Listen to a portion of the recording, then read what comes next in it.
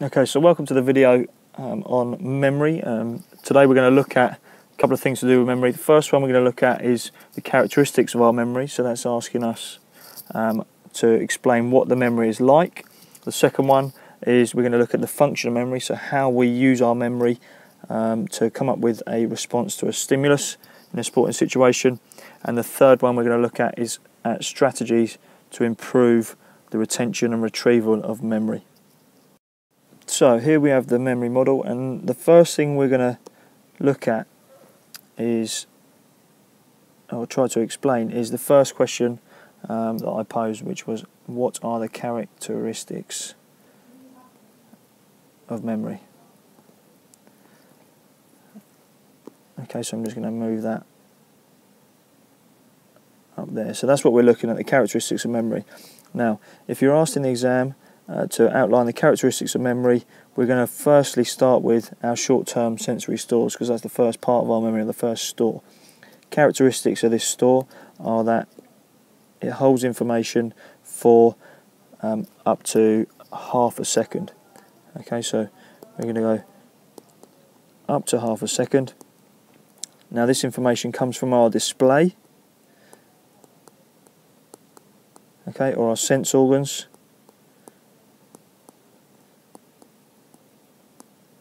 And we can take up to 30 items. Up to 30 items. Now it's believed that we have a separate store for each sense that we use. So we would have a store for visual information, a store for auditory information, and a store for proprioceptive information. Next we're going to look at selective attention. Now this may or may not be included in a memory model because it isn't actually a store, okay, but it does take place in our memory, and what happens is we've got those 30 items coming in, and our selective attention filters out the relevant information and passes it on to our short-term memory, okay, and the irrelevant information will be lost. Irrelevant info is discarded.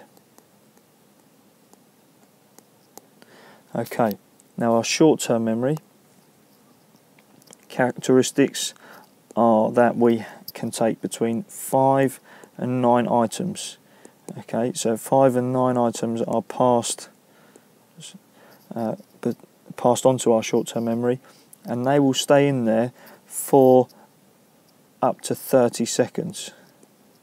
Okay, now after 30 seconds, if our attention is directed elsewhere, that information will be lost. If we're really concentrating or we're really focusing on that task, then information will stay in there for up to 60 seconds if we're focused. Okay, now characteristics of our long-term memory. I'm just going to move that and make it a little bit smaller.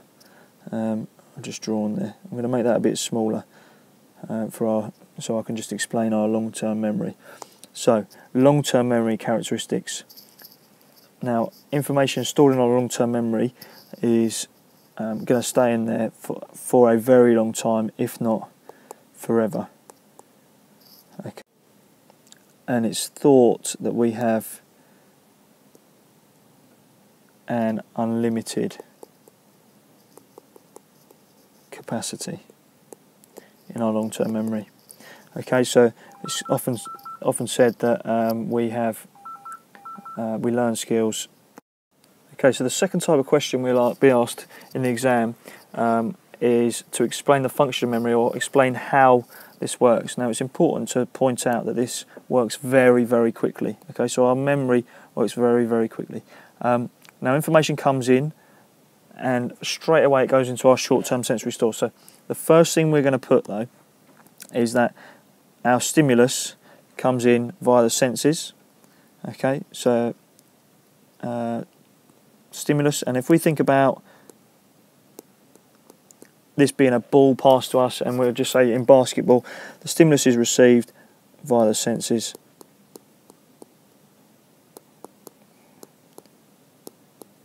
Okay, and what we'll do is we'll have those 30 items and we'll pass them through our selective attention. So our selective attention will kind of filter out, and we'll change that. So we'll put the role of our selective attention is to filter, as we said on the previous slide, filter out information.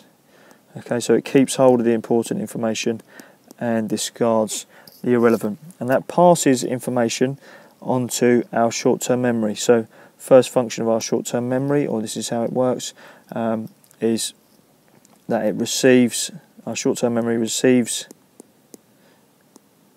info from selective attention. Okay, the second point here is that our short-term memory is known as the working memory. So this is where the work takes place. Now, our short-term memory takes that information and it asks, or it retrieves, previous experiences from our long-term memory. Okay, so it will say to our long-term memory, look, this is the situation, the ball's coming in at this height, this speed, it's going to bounce here, I've got these defenders around me, etc. Have we got a similar situation that we've been in previously? It collects that experience and it compares that information from our long-term memory, and it then requests or collects a motor program.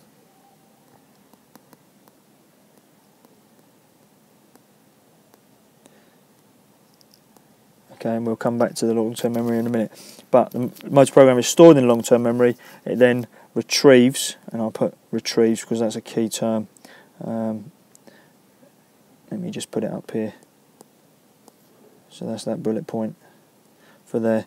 It retrieves a motor program. Okay. It then finally, and I'll put it here, makes a decision and sends that decision, or sends the motor program to the effectors. Okay, characteristics of our long-term memory then will be that we store previous experiences in our long-term memory.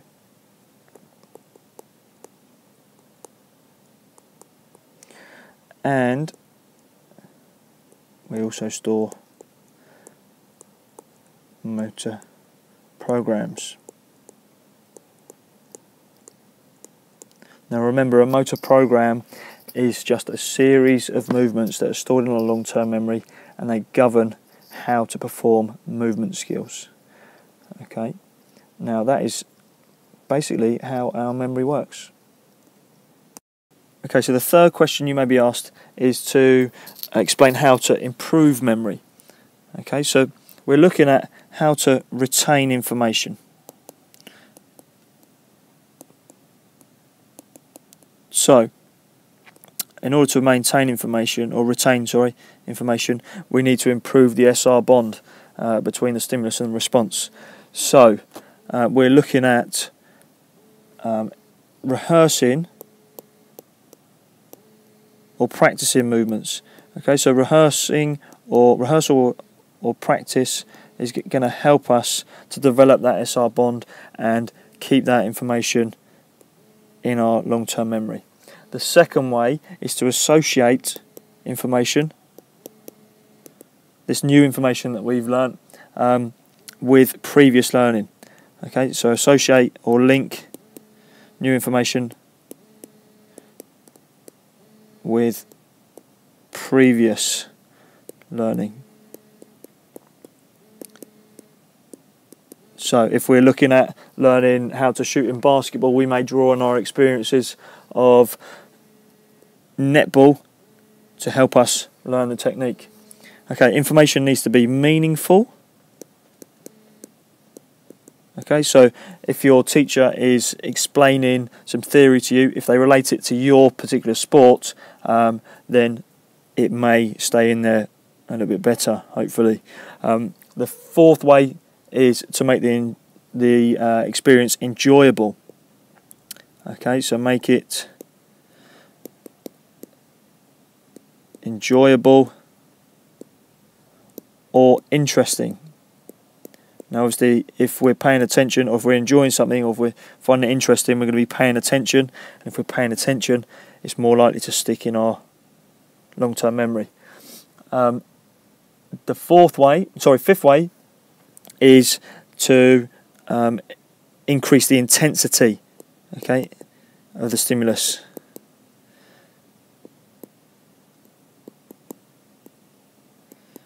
Or the information.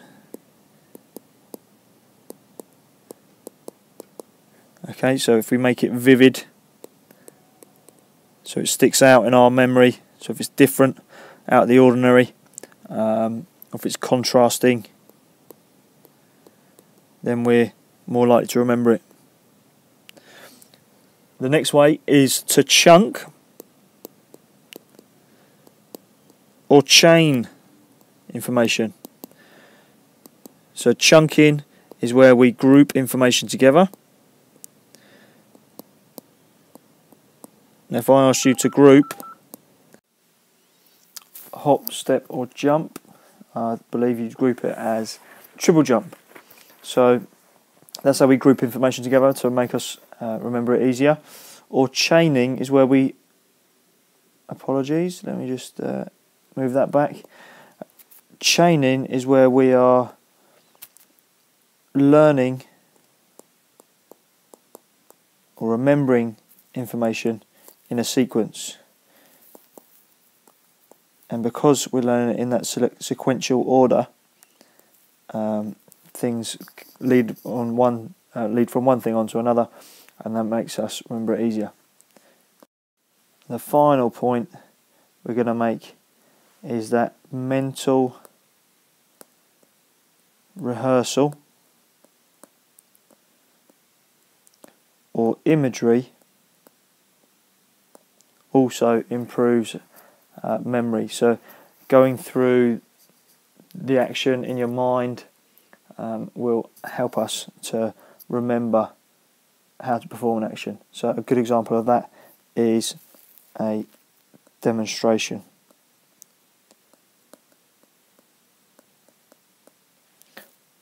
Or a video such as this one to help you put different pieces of information in order. Right, that should sum up or round off our visit on memory today.